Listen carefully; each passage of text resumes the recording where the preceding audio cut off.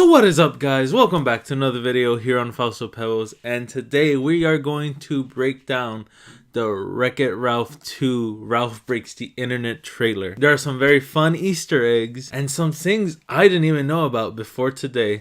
So let's dive into the trailer and let's begin. So we start off this trailer with a bunch of 1 and 0s, which in case you don't know, which is the most simplest and basic programming skills you need. Then we meet up with the owner driving into his family center holding a modem to his hand. So being that his arcade is very empty by the look of the parking lot and the inside of the arcade, I'm assuming he wants to use Wi-Fi as a new way to get new customers to come in. And I think even the games realize this, because I remember in the original movie there was a certain time where this hallway should have been empty. Like all the games would have been in their corresponding video game. But as you can see right here, they're just chilling in the lounge. And also right here we can notice the Sugar Rush racers hanging out here. We also have that Pong, I think that's what his name is, as well as a security guard who stopped Ralph in the last film from bringing in a cherry. Well, he attempted to at least. And then the owner plugs in the Wi-Fi and the crazy adventure begins. But before we dive into that part, I wanted to go back, and if you notice, he has one of the first original Apple computers. I haven't seen one of those since elementary school. I remember we used to have them all over the library. So you know he's used to old programming stuff.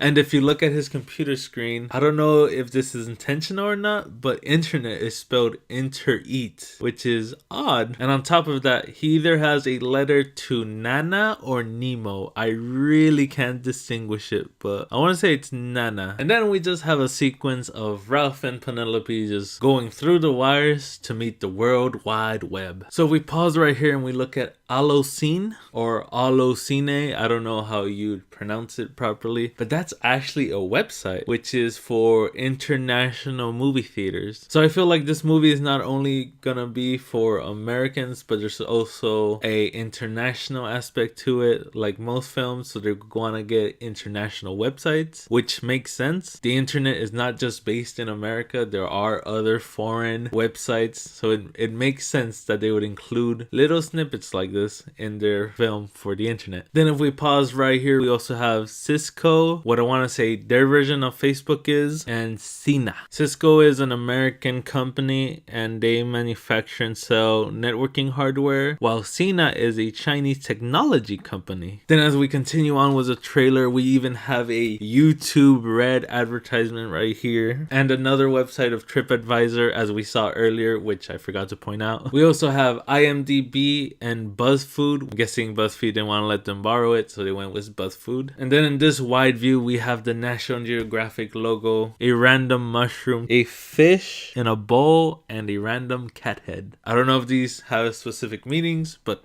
I just saw them, so they were cool. Then right here we have a parody of those clickbait spam headliners you always see online. Congratulations, you're a winner! Really? These 10 child stars went to prison. Number 6 will amaze you. That sounds interesting. Ralph, come on!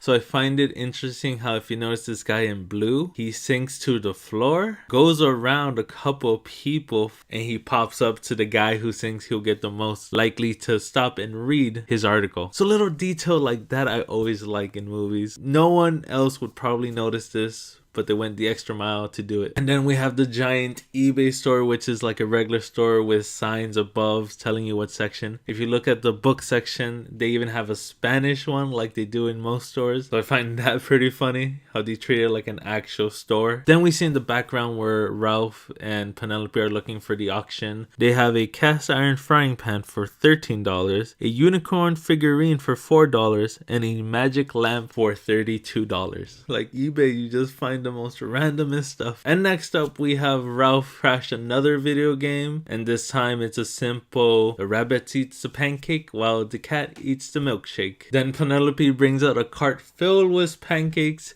so Ralph decides to feed nothing but pancakes to the bunny, causing the bunny to overeat and what I think is an extremely dark joke explode right in front of this little girl. So guys, that's all the Easter eggs I found for this one. I'm a little bit iffy about this movie, but I do trust in Disney to do the right thing, especially with the creators of Zootopia around this film.